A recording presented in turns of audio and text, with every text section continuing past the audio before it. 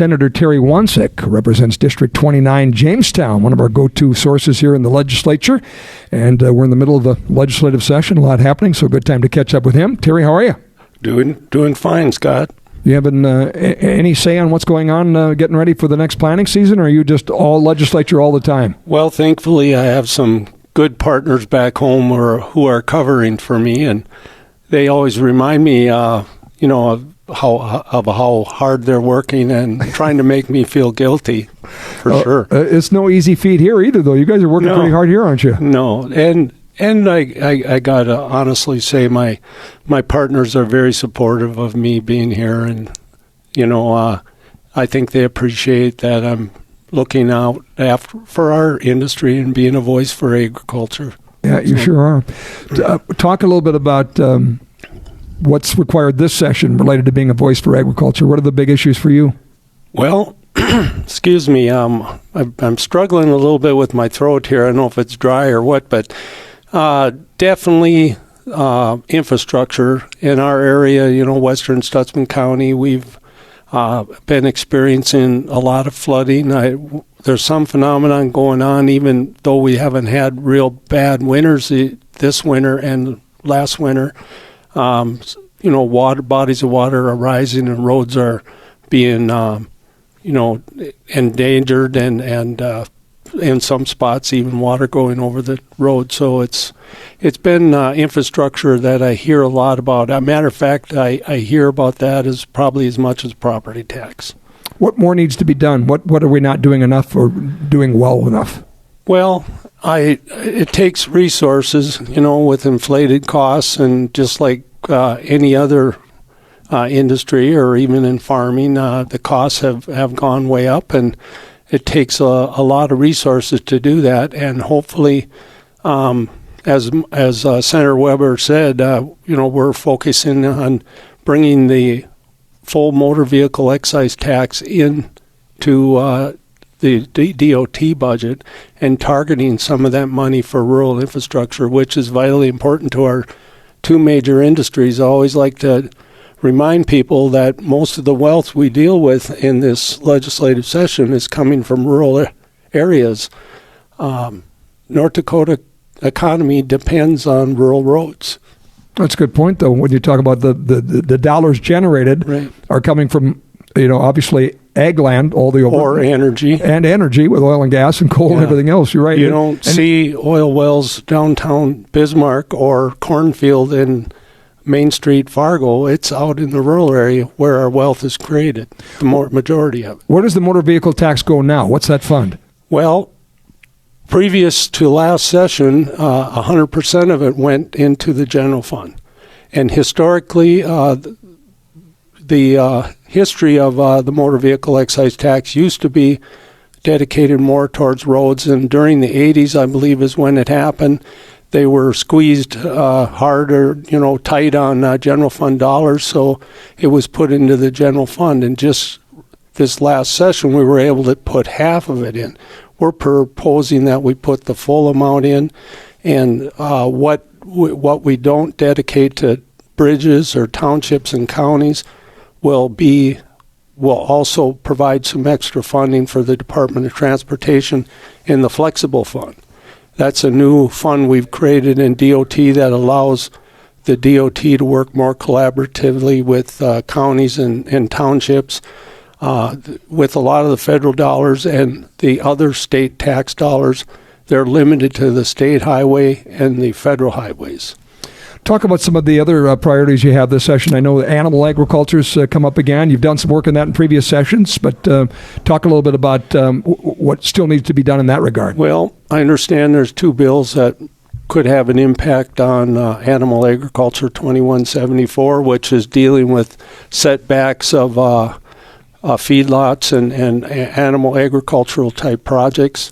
I don't know exactly where that's at. Of course, I'm an appropriator. I'm dealing more with the budgets and the numbers, but then we also did pass out on the Senate Bill 2150, and 2150 broaden the scope of animal corporate farming if it's done with animal agriculture. So if you make those changes you're talking about to that corporate structure, what do you envision happening? What does animal agriculture look like in North Dakota?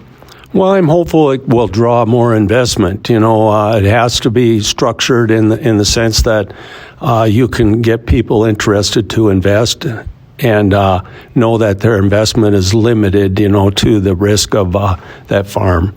I think that's a big reason for wanting to seek those kind of entity organizations. Is you don't want to.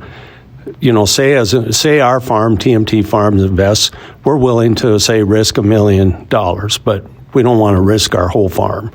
So that's why we need structures like that to get those situations where maybe it's your neighbors, or I could see 4 or 5 farm groups or farmers going together and, building a livestock animal project, agricultural project, like maybe a dairy farm, and collectively grow feed for them. These animal agricultural projects would be, expanding our markets. Essentially, is what they would do.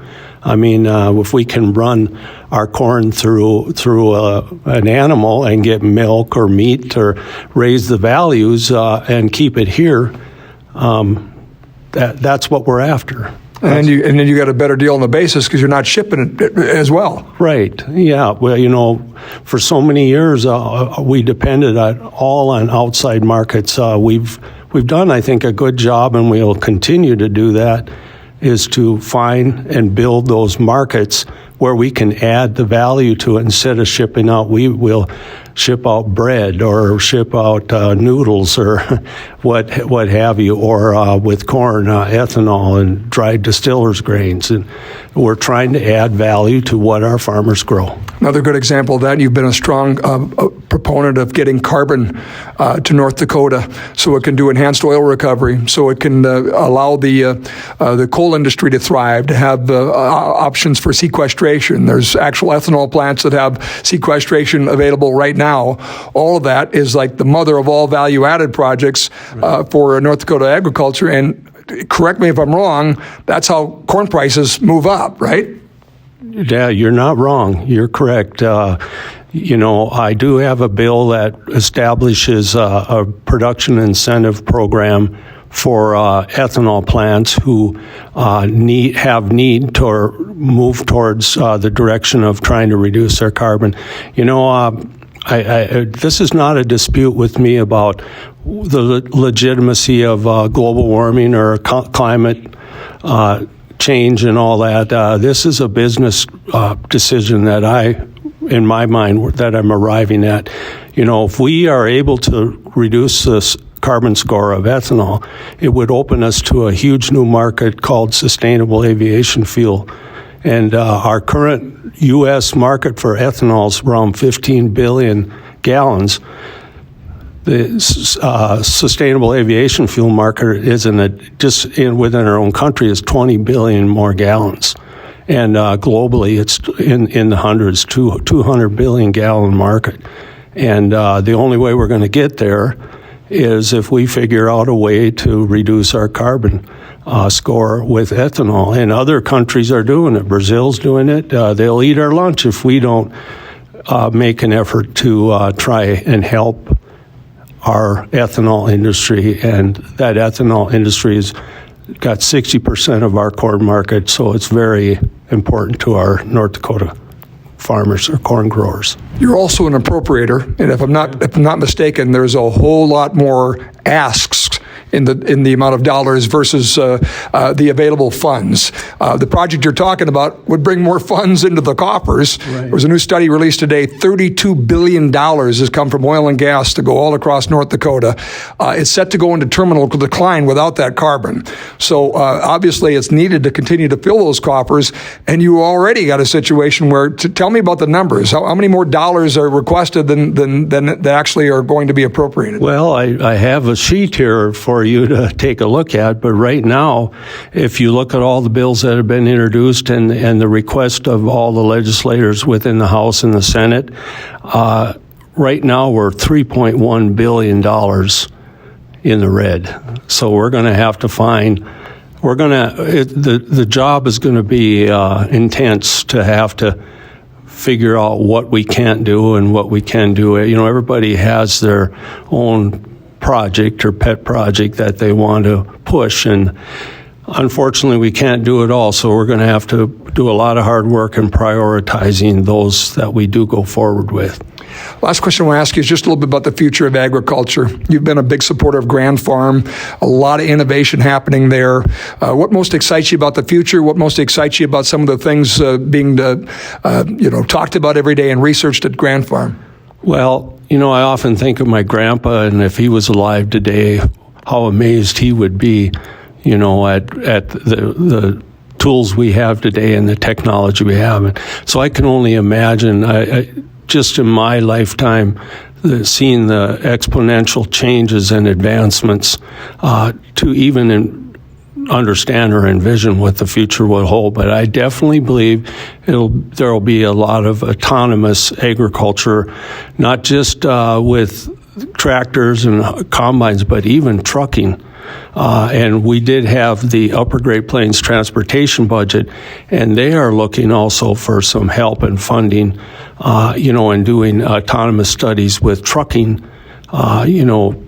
Agriculture depends a lot on trucking. I did the math. There's like anywhere from 21 to 24 million acres seeded every year in North Dakota. If you figure we produce about 3,000 pounds per acre, and do the math, it's over 1.4 million truckloads of product hauled to market on these township roads. But it's important to agriculture. We need that to get our crops to market, stuff like that. Talk about Grand Farm and how they're doing in this space. I know there's obviously always a need for more research dollars and more investment in what they're doing. What kind of ROI do you see the state getting? And I know there's federal research dollars there. Just talk a little bit about how they're doing what they're doing. Well, I know they're drawing a lot of attention, and hopefully they're drawing private investors too, into their project to help assist in advancing. We in the state, we got into the UAS, or unmanned aviation systems, and we're leading the nation in that area. So hopefully at some point in time, we could be leading the nation as a number one state involved with autonomous agriculture, just like we are with the UAS. Makes sense. Anything else you want to tell us? No, other than, I don't know if it's my seniority or if it's just that things have changed over the numerous years I've been here, but I'm sometimes questioning the capacity of my ability to keep up with everything. It's overwhelming some days, but I try to do my best. Well, I don't know that the average citizen recognizes the amount of work that happens in the amount of time that it happens, and it's a very short time frame with 80 days every other year, but you have to do a lot, and it's asking a lot of every citizen legislator, isn't it? Yeah, yes, that's right. I go to my room at night, sometimes spend till midnight just to answer emails, and even there, they're getting ahead of me. I can't keep up, and matter of fact, one email I got, I didn't answer right away, and I got a response wondering if I read their email, and I had to apologize and say I should at least acknowledge that I got it. People like to know that they're being heard, and trust me, I do read them all, but it takes time to answer and respond to all those emails. So anybody that's listened that's emailed me, I do read your emails. That's a good way to communicate with your legislators, and the website make it very easy to call them, to email them, a lot of access. And if folks ever want to come to the Capitol, it's amazing to see what they do day in and day out, and get a chance to understand the committee process and the bills and what happens on the floor, and a lot of things happening and a lot of bills. So, well, I did share that with our leader, Dave Hogue. One day I said, I don't know what it is, if there's just more activity or if I'm getting older. And he said, well, Terry, you are the senior senator. Well, that really hit me kind of hard. I still think I'm that young kid that came here 30-some years ago and started this career. Well, it's been great for agriculture, been great for Jamestown, and great for the state to have you do what you do. We appreciate you. Yeah, well, thank you very much, Scott. I appreciate that.